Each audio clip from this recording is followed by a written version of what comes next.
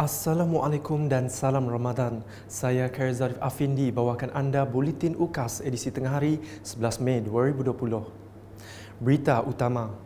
Jawatan Kuasa Pengurusan Bencana Negeri Sarawak dalam kenyataan media pada Ahad menyatakan bahawa kerajaan negeri bersetuju mengikut pelanjutan tempoh Perintah Kawalan Pergerakan Bersyarat PKPB sehingga 9 Jun 2020 seperti yang diumumkan oleh Perdana Menteri Tan Sri Muhyiddin Yassin. Kenyataan sama memberitahu untuk itu, panduan yang telah disediakan bagi sektor ekonomi yang dibuka pada 12 Mei kelak haruslah digunakan pakai sehingga 9 Jun 2020. Dalam perkembangan sama, semua residen telah diarahkan untuk mempertingkatkan pemantauan dan penguatkuasaan berhubung pembukaan sektor ekonomi kelak. Laporan seterusnya. Berita baik untuk Ketua Isi Rumah yang permohonan Bantuan Prihatin Nasional BPN mereka ditolak sebelum ini apabila kerajaan bersetuju untuk melanjutkan tempoh rayuan BPN sehingga 31 Mei 2020. Dalam perutusan khas pada Ahad, Perdana Menteri Tan Sri Muhyiddin Yassin berkata, keputusan itu diambil selepas kerajaan mengambil kira rungutan rakyat mengenai sebab penolakan yang dianggap tidak relevan dengan situasi semasa. Jelasnya, selain menghantar email, para pemohon yang mana permohonan mereka tidak diluluskan boleh hadir sendiri ke kaunter LHDN untuk membuat rayuan bermula hari ini, Isnin 11 Mei. Saya tak berjanji semua rayuan boleh diluluskan, tetapi mana-mana rayuan yang memenuhi syarat dan munasabah, insya-Allah boleh diluluskan. Tambah beliau, setakat ini kerajaan telah meluluskan 2.3 juta permohonan BPN termasuk permohonan baharu dan rayuan yang melibatkan jumlah perbelanjaan sebanyak 1.7 bilion ringgit. Laporan berikutnya. Sebanyak 2,059 lagi bekalan makanan sumbangan khas Perdana Menteri disalurkan kepada 3 kawasan Dewan Undangan Negeri di bawah Parlimen Mukah. Agihan dilakukan semalam kepada penerima yang terdiri daripada ketua isi rumah dari 13 kampung dan pasar di Oyak Mukah.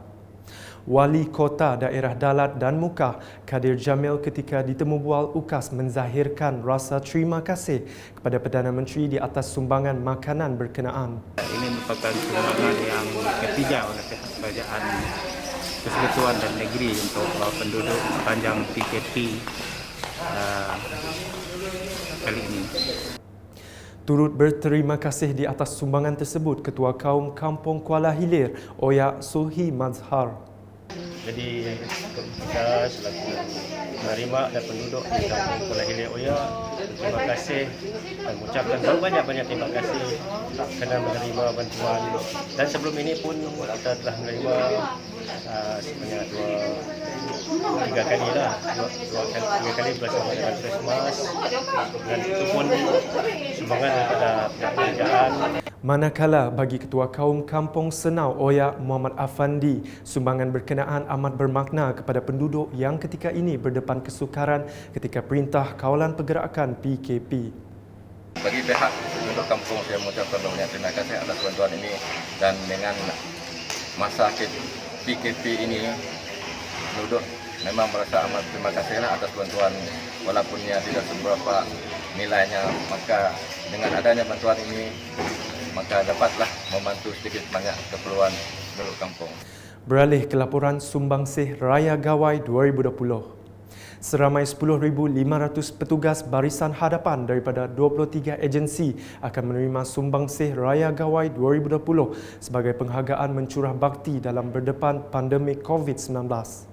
Menurut Menteri Kebajikan Kesejahteraan Komuniti, Wanita, Keluarga dan Pembangunan Kanak-kanak, Datuk Seri Hajah Fatimah Abdullah, sebanyak 8,000 bungkusan akan disediakan oleh pihak kementeriannya dibantu 30 kaki tangan Jabatan Wanita dan Keluarga Sarawak di mana penghantaran akan dilakukan sebelum sambutan Hari Raya Aidilfitri. Antara 10 agensi yang menerima sumbangan adalah Angkatan Tentera Malaysia ATM, Polis Diraja Malaysia PDRM, Agensi Penguatkuasaan Maritim Malaysia APMM, Jabatan Bomba dan Penyelamat, Jabatan Immigration Malaysia, Jabatan Penjara Sarawak, Jabatan Kastam Diraja Malaysia, Jabatan Pengangkutan Jalan JPJ Negeri Sarawak, Angkatan Pertahanan Awam Malaysia APM dan Jabatan Sukarelawan Malaysia Rela Sarawak.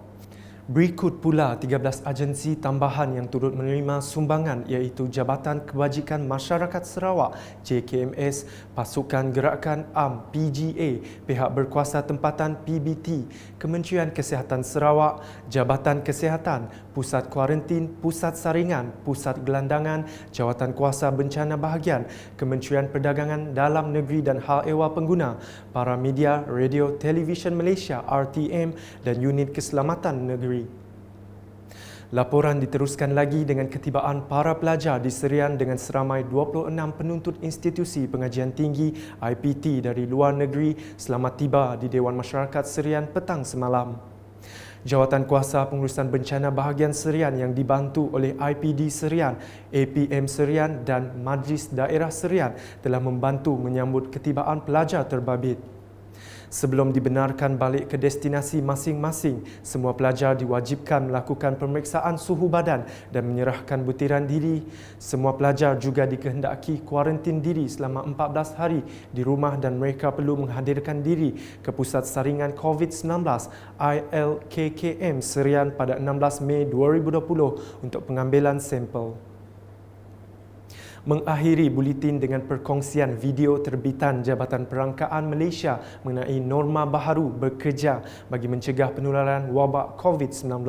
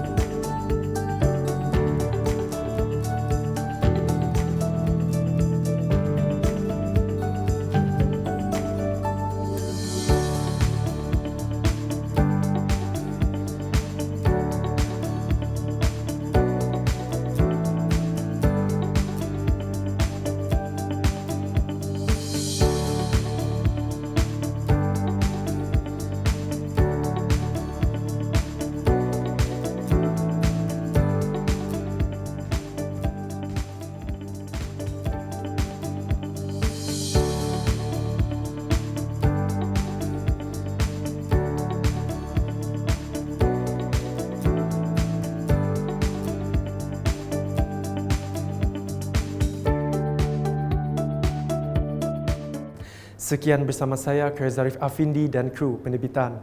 Ikuti berita selanjutnya pada edisi petang. Jaga diri anda dan sentiasa patuhi arahan PKP. Dapatkan berita terkini Sarawak setiap hari dengan melayari ukas.sarawak.gov.my atau di Facebook, Instagram, Twitter dan saluran YouTube Buletin UKAS. Salam UKAS.